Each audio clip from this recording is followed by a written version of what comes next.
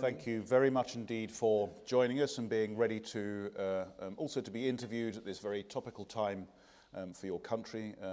It's great to have you here.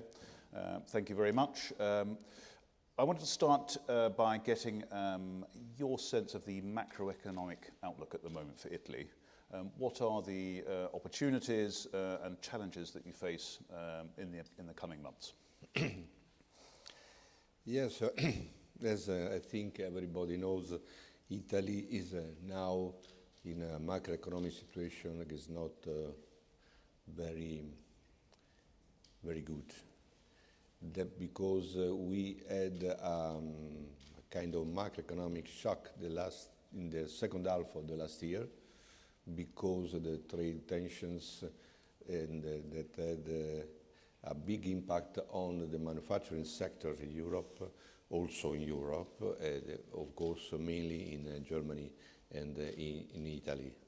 This macroeconomic shock means that in front of this uncertainty in the future of the trade, international trade, we had an impact on investment. Of course, we had also some impact of political uncertainty that had an impact on the spread, on our sovereign debt.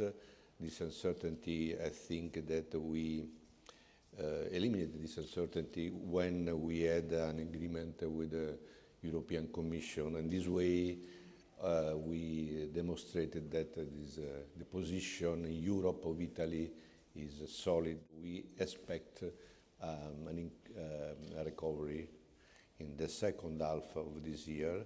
Why? Because we expect an impact on domestic demand as a consequence of the implementation of our measures on welfare.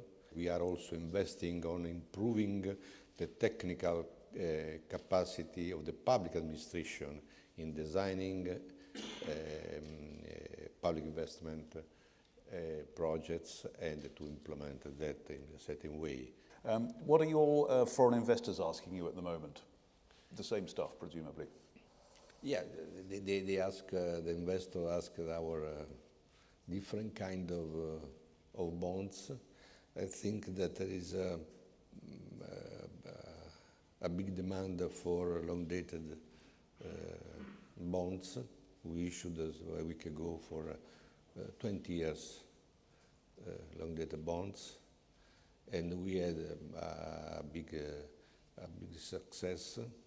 One way round the EU fiscal rules, and we won't talk about whether they're sensible today, plenty of people think they need updating. One way round is this ingenious but crazy-seeming mini-bot scheme, which